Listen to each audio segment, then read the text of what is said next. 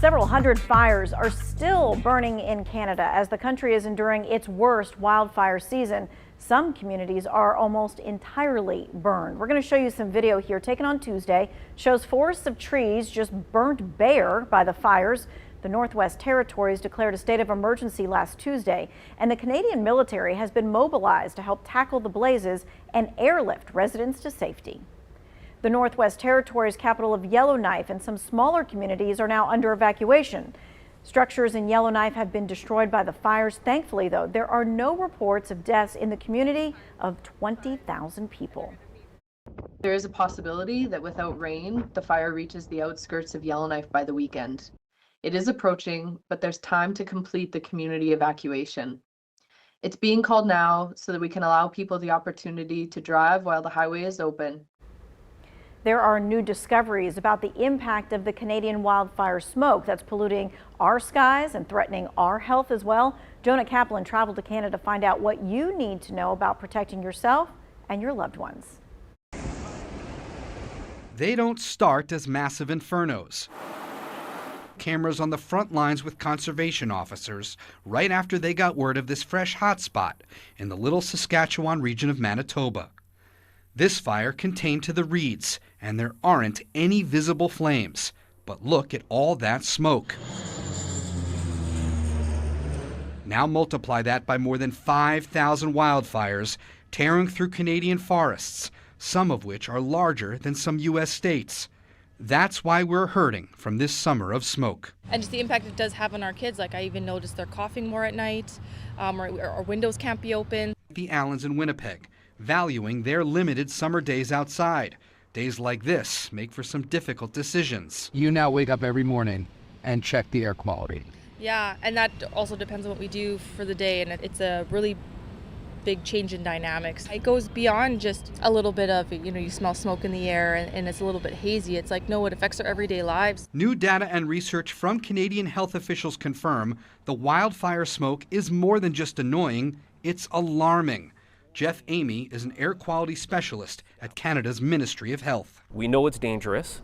We are starting to draw all kinds of health associations between fine particulate matter and health outcomes such as the ones you would think about, cardiovascular issues, but there's an association that we're seeing with diabetes. There's an association that we're seeing with low birth weight. There are some mental health associations that epidemiologists are starting to make correlations with the presence of wildfire smoke. This is what you're studying right now? It's what scientists are studying right now, yes. In the U.S., air quality is measured by what's called the AQI, the Air Quality Index. It's a number between 0 and 500. The higher the number, the more smoke particles or other pollutants like ozone in the air. AQI is broken into 6 categories, reflecting the different levels of health concerns. When AQI exceeds 100, the air pollution is considered unhealthy for sensitive groups. If the AQI reaches 200, the air pollution threatens everyone. In 2022, the Minnesota Pollution Control Agency, or MPCA, counted 259 days in green. That's nearly 9 months of the year, and just one day, the AQI exceeded 100. This summer, in just 6 months, we've already recorded 30 days in orange and 10 days in red. On June 14th, the AQI in Minneapolis peaked at a record high of 243. That's the worst ever recorded by the MPCA since it started tracking the daily AQI in 1980.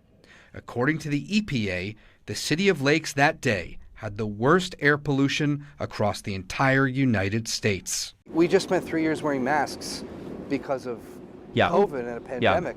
Are we going to have to start wearing masks because of smoke from wildfires? I personally don't think so. It is one of the protective measures that is at a person's disposal. I think the best thing to do is be aware of the air itself. Well, today, Washington State is seeing the worst air quality in the U.S. Medline, Washington, right across the border from Canada, has that air quality rating of 245. Remember what we just saw in Minnesota? That's 2 points higher than the Minneapolis record-breaking day in June. This video is from Mountain Home Lodge in Leavenworth, Washington, and you could see that the smoke was moving in and then blanketing the mountains several times in the past week. Now, across the Pacific in Hawaii, more missing people have been confirmed dead. Right now, we are looking at 111 people total.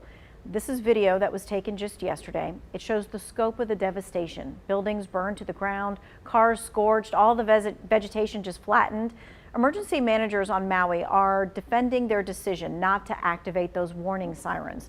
Jordan Segundo reports from West Maui, where the community has come together to support each other.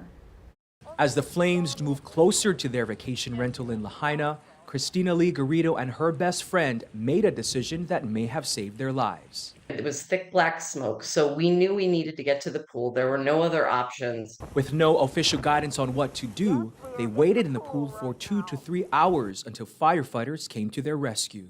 I think any warning would have been extremely helpful, even if it just got us to come out of our homes and our condos and look around. But the head of Maui's emergency management agency is defending the decision not to activate sirens.